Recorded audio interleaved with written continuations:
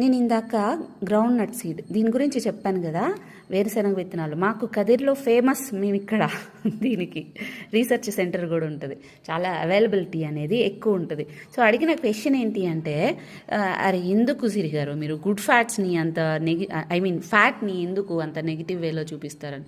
ఫ్యాటే కాదు, ప్రోటీన్ అయి ఉండొచ్చు, కార్బ్ అయి ఉండొచ్చు, ఫైబర్ అయి ఉండొచ్చు. అవి ఎంత మంచిదైనా మితంగా ఉన్నంత వరకే.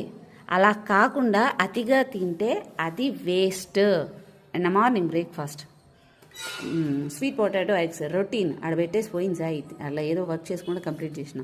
ఇందాక నుంచి మీకు చూపించినప్పుడు 1 అవర్ పైన అయిందా నేను తినింది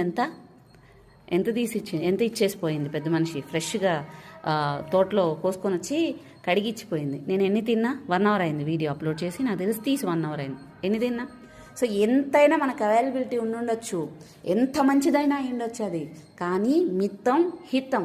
మన పని మనం చేసుకోవాలి, దానికోసం తినాలి. అది ఫుడ్ అనేది ఫ్యూయల్, ఎంటర్టైన్మెంట్ పర్పస్ కాదు.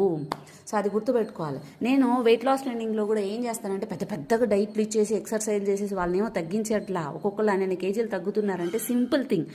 మనం మిస్టేక్ చేస్తాం ఎక్కడ అంటే, ఒకటి అనుకొని ఇంకోటి. దీని ప్రైమరీ సోర్స్ అనేది ఫ్యాట్స్, అంతేగాని ప్రోటీన్ కాదు. మనం ఏమనుకుంటాం ఇది ప్రోటీన్ కదా మంచిగా తీసుకోవాలి. యాక్చువల్లీ పన్నీర్ అయి ఉండొచ్చు, ఈవెన్ పన్నీర్ కూడా ప్రైమరీ సోర్స్ ప్రోటీన్ కాదు, ఫ్యాటే. అందుకనే వెజిటేరియన్కి ప్రోటీన్ సోర్స్ అనేది కొంచెం కష్టంగా ఉంటుంది. అయినా కూడా మేము బ్యాలెన్స్ చేస్తాం. Tofu protein, rajma, white chana, ఇట్లాంటి అన్నిట్లో కూడా. నాన్ వెజిటేరియన్స్కి వచ్చి హై ప్రోటీన్ అండ్ లో కార్బ్, లో క్యాలరీ ఏముంటుందంటే మనకి ఫిష్, చికెన్, ఎగ్స్ ఇలాంటివన్నీ కూడా ఉంటాయి, ప్రాన్ ఇట్లాంటివన్నీ కూడా. సో వాళ్ళకి ప్రాబ్లం ఉండదు నాన్ వెజిటేరియన్కి ప్రోటీన్ సోర్స్. బయట నుంచి ఇయ్యక్కర్లే ప్రోటీన్, వీటిల్లోంచే ఇవ్వచ్చు. అండ్ నేను వెయిట్ లాస్ ట్రైనింగ్లో చేసేది పెద్దవి కాదు, చిన్న చిన్న మిస్టేక్స్ చేస్తుంటాం. అది రిపీటెడ్గా చేస్తుంటాం. దానివల్ల తెలియకుండానే బద్ధకం, లేజినెస్, రిపీట్ మిస్టేక్స్. అంటే అలారం చూస్తున్నా ఆపలేకపోవడం, ఒక టైంకి పడుకోవాలన్నా పడుకోలేకపోవడం, ఒకటి అనుకొని ఇంకొకటి తినడం, ఈ టైంలో తినాల్సింది కొద్దిసేపు తర్వాత తిందాంలే అనుకోవడం. అది అరే ఈ ఫుడ్ని చూసి ఆగాలి, నైనా కూడా నాకు ఆగట్లేదు, నా ఫేవరెట్, నేను తినేస్తాను ఈ ఒకసారికి.